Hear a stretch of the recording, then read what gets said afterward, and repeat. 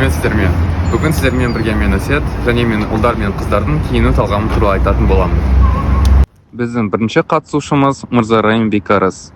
Бой десе бойы бар, ой десе ойы бар. Киінуде талғамы классика. Лақап пленитель женских сердец. Екінші қатысушымыз Карамурзанова Анар Арсения. КБТУ-дың нағыз аруы және КБТУ-дағы барлық ұлдармен жүрген. Киіну талғамында әрқашан модадан қалмайды. Лақап Ш. Арсения. Менің ойымша, еркектердің талғамына сай осы әдемі сет киім дайын болып тұр. Бұл сетте егер қарасаңыз, қызыл түсті худи бар, көкшілеу түсті джинсы бар және ақ түсті аяқ киім бар. Және оның ең әдемі нәрсесі ол біздің кепкамыз. Кепка ең сәнді кепка болып есептеледі.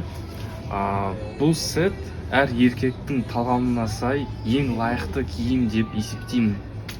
Бәріне сәлем, мен атым Анар. Бүгін сіздерге әйелдің талғамы туралы айтып беремін.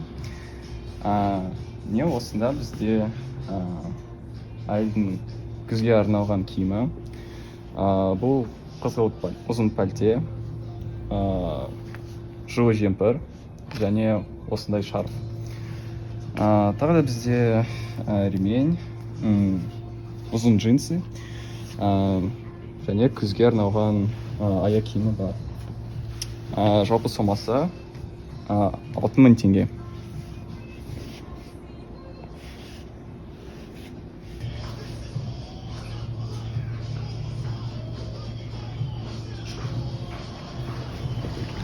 Мне жаным қара осындай киімдерді таңдап алдым. Мынау не? Мынау қысқа болады, тым қысқа. Мынау не? Болмайды.